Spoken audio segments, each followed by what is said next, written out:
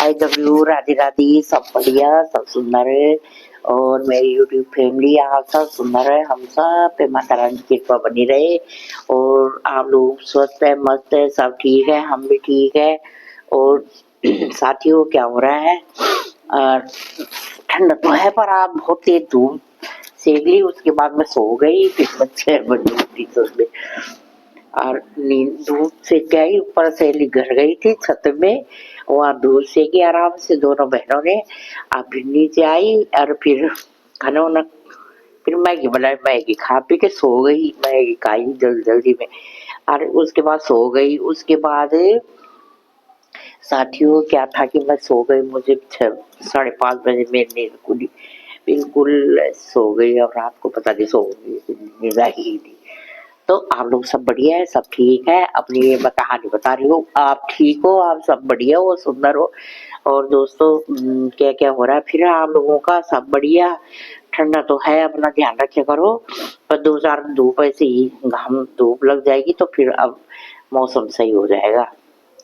फिर ये धूप तो आती है ना, पर ये छत में गई तब उनकी छत में आ जाती है पड़ोस में। नहीं तो हमारे तो मतलब 12:30 बजे पार्किंग से धूप चली गई थी। तो यहाँ धूप का थोड़ा दिल्ली में अभाव है, क्योंकि बिल्डिंग बिल्डिंग खड़ी हो जाती है। कहीं कहीं पे जा छतों में वैसी जगहों में आती है, पार्क में चले जाते हैं लोग धूप सेकने। नहीं तो यहाँ कम है धूप का, वो बहुत परेशानी हो जाती है। जैसे बुजुर्ग है, पार्क नहीं जा पा रहे बच्चे, छोटे बच्चों वालों के लिए, तो वो इस जगह में बिल्डिंग खड़ी है तो धूप थोड़ी देर तक आती है। बाकी सब ठीक है, सब सुंदर है, बढ़िया है। पर यहाँ मतलब प्रदूषण इतना नहीं है। जैसे हम फरीदाबाद में रहते थे, वहाँ प्रदूषण होता था बहुत ज्यादा, आंखों में जलन हो जाती थी। पर दिल्ली में उतना प्रदूषण नहीं है, कई चीजों में फर्क तो है। तो बाकी आजकल चुनाव हो रहे हैं तो उसका हल्ला गुल्ला शोर मोर हो रहा है सब, है ना। तो बाकी सब बढ़िया, सब सुंदर हो, सब बढ़िया बेस्ट। तो मतलब मेरा कहना का कहीं भी हम जिस पार्क में बैठ जाते, कहीं बैठते हैं ना, तो आजकल क्या है, जिस पे है वो भी दुखी, जिस पे नहीं है वो भी दुखी। तो मतलब खूब प्रॉपर्टी है, जैसे बाप ने, किसी के पापा ने बहुत प्रॉपर्टी जोड़ रखी है, तो 2 3 बेटे हैं, तो उनमें ऐसे हो जा रहा है कि वो दुश्मन हो जा रहे हैं। आजकल तो बेटियां भी बाप की प्रॉपर्टी में, मतलब आजकल लड़कियां भी अपने पिताजी की प्रॉपर्टी में, थोड़ा ऐसे ही हो रहा है ना।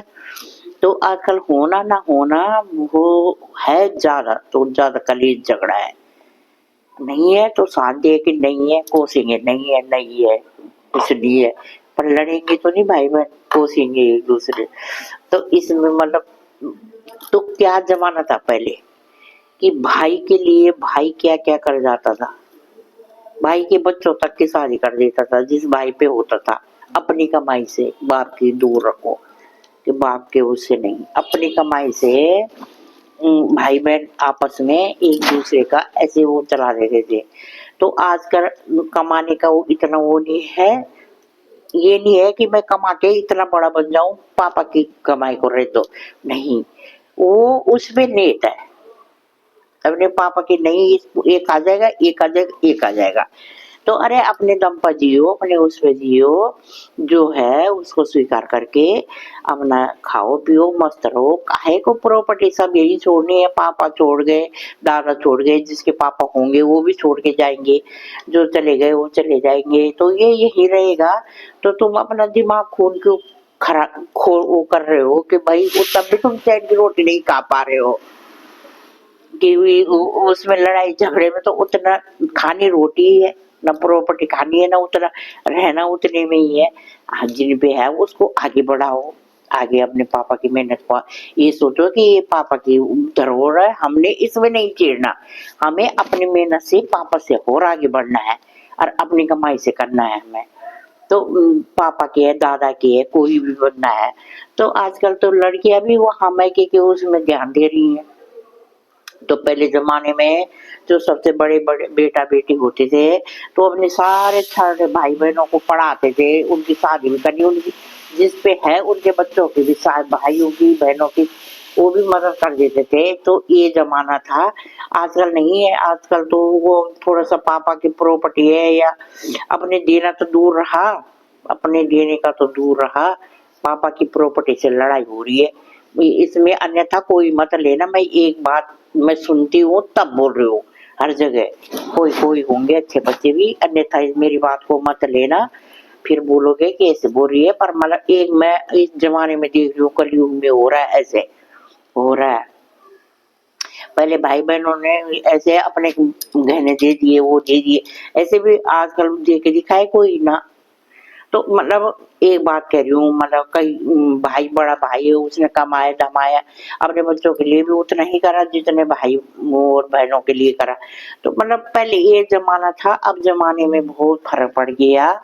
तो मतलब कहने का मतलब है ये है कि ऐसे प्रॉपर्टियों के लिए बच्चों मत लड़ो, उससे आगे दिखाओ कि मेरे पापा ने इतना करा तो हमने इस चीज पे नहीं इतनी रख ली, हम आए हैं, कल पापा भी सुना देंगे मेरी कमाई, मतलब कुछ भी हो सकता है।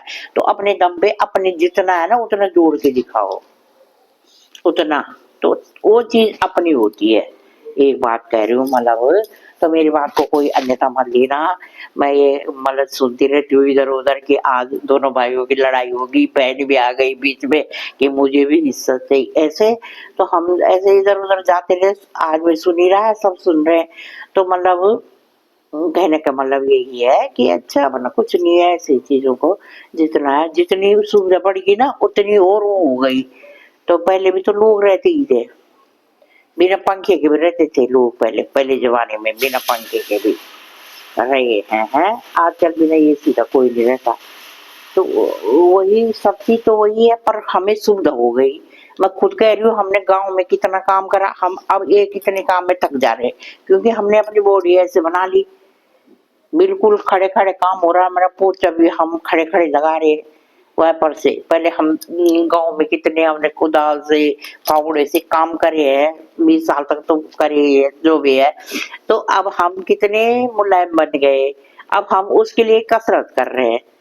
तो अब काम कम हो गया, सुविधा हर सुविधा हो गई।